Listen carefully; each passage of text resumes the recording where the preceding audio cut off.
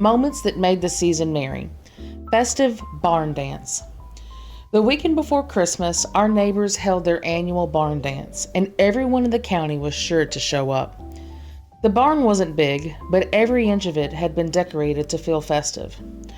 Fresh pine boughs hung along the walls, filling the air with their sharp green scent, and hay was scattered thick on the floor so our shoes wouldn't slip when the fiddles got going.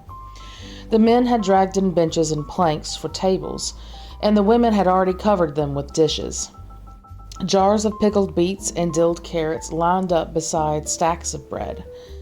There were pies wrapped in towels, cakes balanced on boards, and crockery bowls full of beans and potatoes brought in from the last of the cellars. Folks had even set aside extra jars and loaves to trade, and before the night was over, nearly every family would go home with something new tucked under their arm.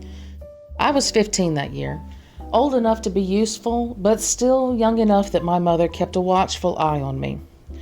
I helped set jars of preservatives in neat rows and carried mugs of cocoa from the pot warming on a little stove to people waiting on the other side of the barn.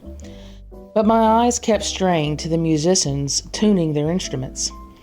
Fiddles, a guitar, even an old banjo that twanged whenever the strings were tested. That was when I noticed someone new.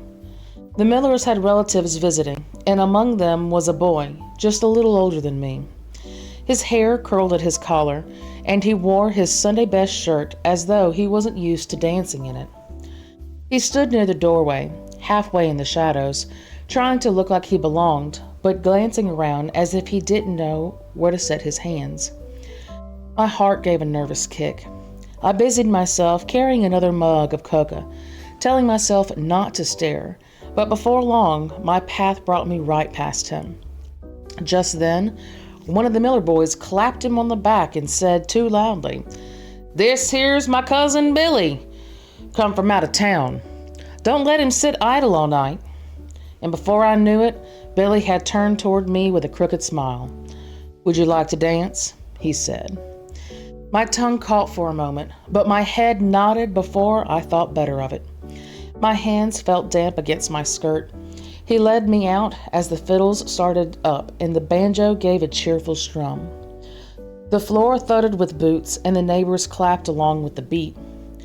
We weren't graceful, not at first. Billy stepped left when I stepped right, and once he nearly knocked into old Mr. Jenkins, who laughed and swung his wife in a wide circle. But as the tune carried on, we found a rhythm. I could hear his laugh over the fiddle, and when we stumbled, and somehow that laugh smoothed the nerves in my chest. By the time the set ended, my cheeks were hot and my breath came fast. We stepped back with quick bows, and just like we'd seen the adults do, and my mother's raised eyebrow from the benches made me flush harder.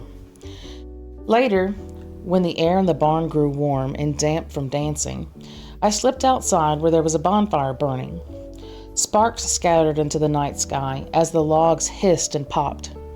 Children were skewering hot dogs and marshmallows on sticks, becoming sticky as they enjoyed the sweet treat. Someone had chestnuts roasting in a pan at the edge of the fire, and the shells were beginning to crack. The smell of smoke curled into the air, mixing with the sweetness of charred sugar. I found myself beside Billy again, each of us holding a mug of cocoa to warm our hands. For a while, we only watched the fire, listening to the children's laughter. Then he asked where I went to school, and I asked what he liked about his town. It wasn't much, just small talk, but it felt like the start of something worth remembering. When the fiddles struck up again, the barn filled quickly. Through the open door, I could see couples spinning, skirts twirling, and boots pounding into the hay. Billy glanced at me, and I felt the answer in my smile before he spoke. We did not have to exchange words. We just laughed and headed back into the barn to dance again. That night, we danced 2 more times before the evening wound down. I don't remember all the songs or every word we said, but I remember the smell of pine and hay, the way the lanterns glowed on the walls, and that quick, light feeling in my chest that hadn't been there before. Whenever I smell fresh-cut pine or hear the scrape of a fiddle bow, I think of that night.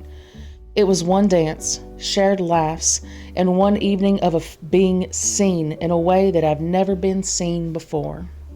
Merry Christmas from the Paawz house. See you tomorrow.